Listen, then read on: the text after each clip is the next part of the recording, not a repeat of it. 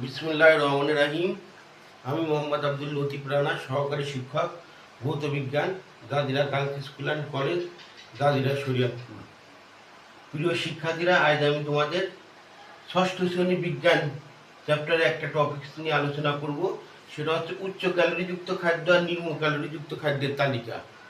এক নজরে আমরা দেখব, এক নজরে উচ্চ ক্যালোরিযুক্ত ও নিম্ন ক্যালোরিযুক্ত খাদ্যের তালিকা নির্মে দেওয়া হলো, দেখানো হলো। এখানে দেখো, উচ্চ ক্যালোরিযুক্ত খাদ্যের মধ্যে আছে ভেজ্য তেল, ঘি, মাখন। এই খাবারগুলো দেখলেই বোঝা যায় এদের ক্যালোরি অনেক বেশি। মাছের তেল, ঘন নারিকেলের দুধ, মাখন তোলা গুঁড়া দুধ, ভাজা চীনাবাদাম, চিনি, মধু, খেজুরের গুড়, ছোলার ডাল, সয়াবিন, সিমের বিচি। এগুলো হচ্ছে উচ্চ ক্যালোরিযুক্ত খাদ্য। যারা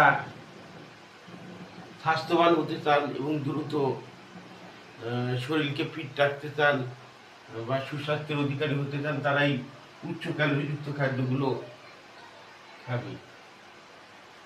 তারপর হচ্ছে নিম্ন ক্যালোরিযুক্ত খাদ্যের তালিকা। চাল কুমড়া, বাঁধাকপি, ঝিঙ্গা, শালগম, টমেটো, ডাঁটা, লাউ, পালং শাক, কলমি শাক, মূলা, ওলকপি, ধুন্দুল, পটল। এগুলো হচ্ছে নিম্ন ক্যালোরিযুক্ত খাদ্য। এই খাবারগুলো সাধারণত শীতকালে বেশি দেখা যায়।